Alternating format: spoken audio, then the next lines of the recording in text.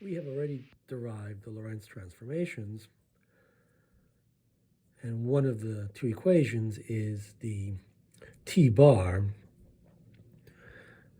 which is related to t and x by way of this equation. So we saw that.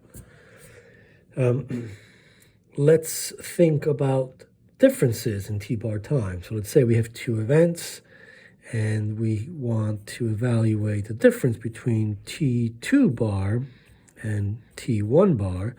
That's the time of event 1, that's the time of event 2 from the x bar t bar perspective. And that, of course, has to be related by the same expression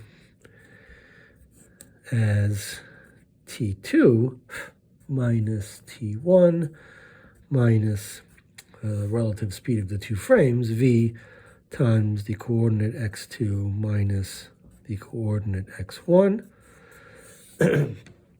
And so by looking at this expression, we can see that if we have, say, the two events are such that t2 minus t1 is greater than 0, which means that event 2 occurs after event 1, this doesn't imply, so if t2 minus t1 is greater than 0,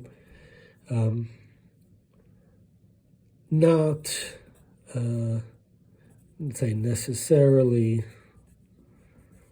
true that t2 bar minus t1 bar is also greater than 0. Right? So mathematically we can see that whether this is true as well, whether the sequence of events from the x bar t bar perspective is also preserved, is the same as it is from the xt perspective, depends on the coordinates of the positions for those events. So if this term is large enough, then this whole thing becomes negative, and therefore the order of events has flipped. And so we know that causality implies that events that are causally related live inside of space, the light cones. And so it must be true that if you get a negative here when this is positive, if the whole thing becomes negative, if this is positive, then the events must be located such that they are outside of the light cone. So we want to see this. So, right, so it has to be something like this. If we have event 1 here, and here is the light cone for event 1, and here we have event 2, then this means that t2 minus t1 is positive, right? Because t2 is here and t1 is here.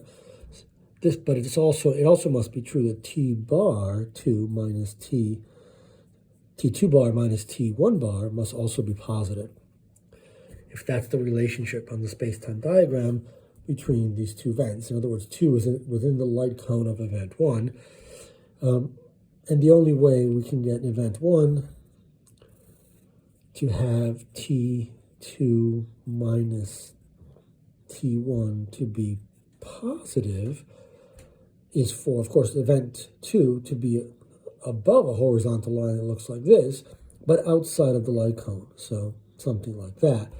This would then allow t2 bar minus t1 bar to be negative. So let's get a sense of this. Let's be specific. So let's say we have event. Let's give coordinates to some events. Event 1 has coordinates. T1 equals 1. T2 equals. We want to make that small so that we can have a chance of getting this to be larger than that. So let's make that just 2. let's do x1 equals 1 and x2, of course, v can't be larger than 1. It has to be less than 1. So we want a reasonable v. Let's make x2 large enough. So that should work. And let's say v is equal to a half. We're going at half the speed of light. One observer is going half the speed of light. Let's see what we get for the difference t2 bar minus t1 bar. That's going to be 1 over 1 minus v squared square root. So v is a half. We get a fourth here. 1 minus a fourth is 3/4.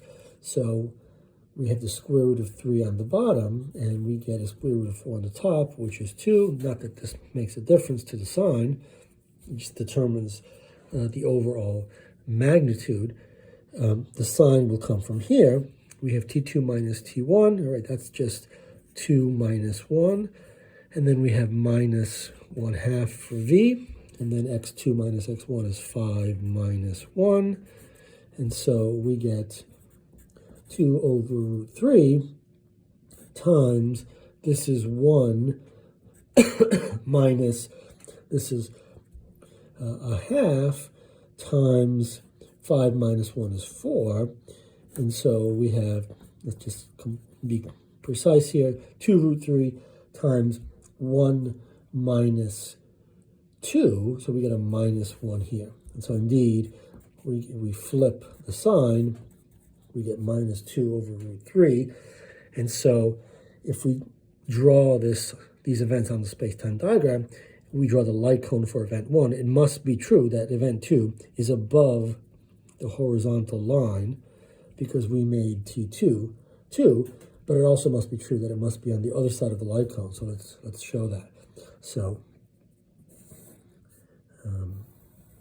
we know we only need the positive values.